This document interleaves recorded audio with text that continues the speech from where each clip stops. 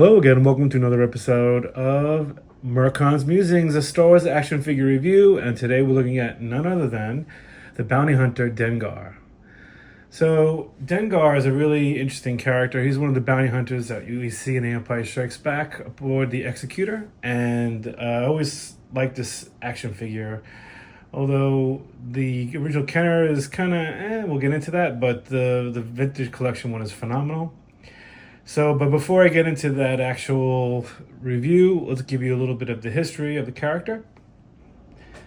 As a result of a severe swoop bike accident during a race with Han Solo on his home planet of Corellia, he lost the race and sustained significant injuries, including a fractured skull.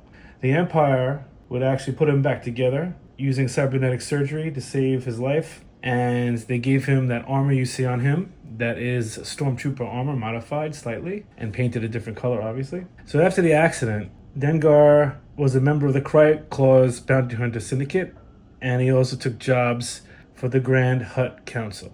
Dengar remained active throughout the Galactic Civil War, during which he was one of the several bounty hunters hired by Darth Vader to capture Han Solo, the captain of the Millennium Falcon. Though Dengar lost Vader's bounty to his rival Boba Fett, he was later seen with Bosk and Fett at Jabba's palace on Tatooine during Solo's rescue by Jedi Knight Luke Skywalker, as seen in Return of the Jedi. So there we have it. That's the history of the character. So let's take a look at these action figures. There are two other action figures I'm going to review, although I don't actually have them. I will use images to explain and review them. So as you can see here, we're going to be starting off with the 1980 Kenner version. So this is the 1980 Dengar Kenner version. It's a pretty good, there we go. It's a pretty good action figure sculpt. I mean, the details, as you can see on the armor, are phenomenal. And I like the head sculpt. He's got like a little bit of a sneer. His eyes are really like bold, and they look pretty much like the other ones, but for some reason he's got like a cool stare, I think. The head wrappings look good.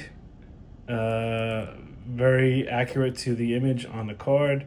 Yeah, as you can see, he's wearing a modified Stormtrooper chest plate, but the legs look like Stormtrooper leggings, and the shoulder pad are Stormtrooper shoulder pads, and they also took apart like a mid-wrist piece of armor there. And as you can see, he has a backpack, which is screen accurate. And, you know, this is a typical Kenner action figure with 5 points of articulation. He's got the head that moves, and he's got the arms that move, and the legs that move. So, you know, this is a basic Kenner action figure.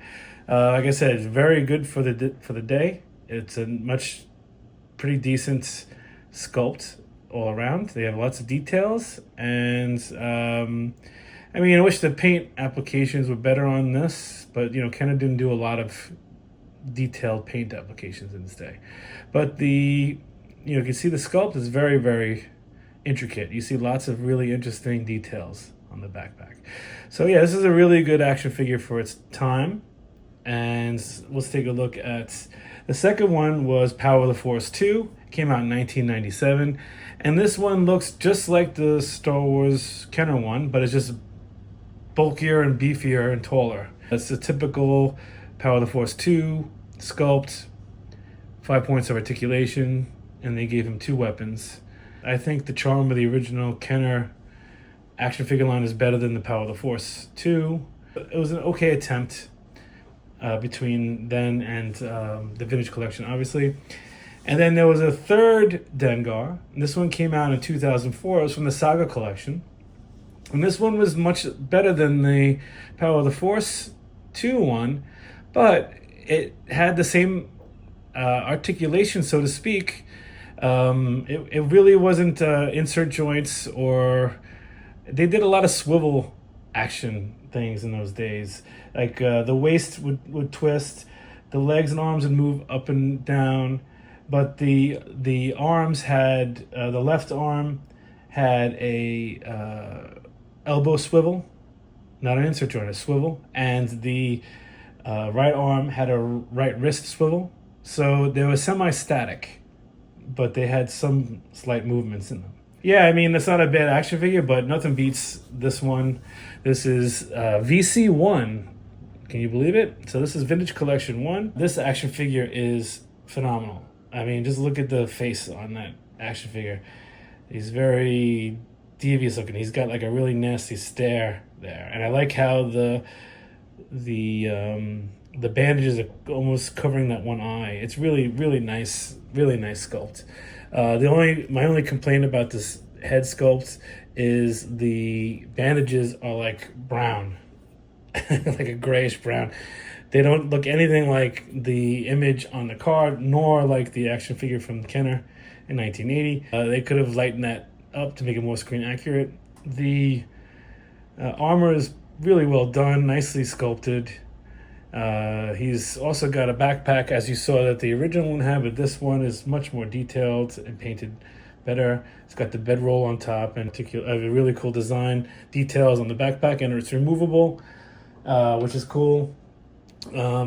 This figure also has the DL-19 heavy blaster rifle, and he also comes with a pistol, which I really like. He's got a little side pistol here, which is the DL-21 blaster pistol. Figure is really good. The sculpt, I said, is really cool. If you look all around, they did a lot of really nice details. Even things that are covered by the backpack look great. So the articulation, he's got the insert joints on the knees. He's got upper waist. And he's got insert joints on the elbows. And of course, the head is on a ball joint and can move around. I like this. They have a removable cod piece. I guess because they couldn't put one on the back because it would interfere with the backpack. But yeah, it's really good. They did a nice job, very screen accurate. I even like the paint applications on the armor. And you see the hands. They have like dirty hands or dirt on his gloves. So yeah, this is a really nice action figure. I would say it's a definitive version of Dengar. I can't understand why they would want to remake this one because it's really good. And Dengar was, a semi-popular character. Bounty hunters are always popular. With that said, I'd like to thank you for watching today's episode. And please like and subscribe. Thank you so much. Have a great day.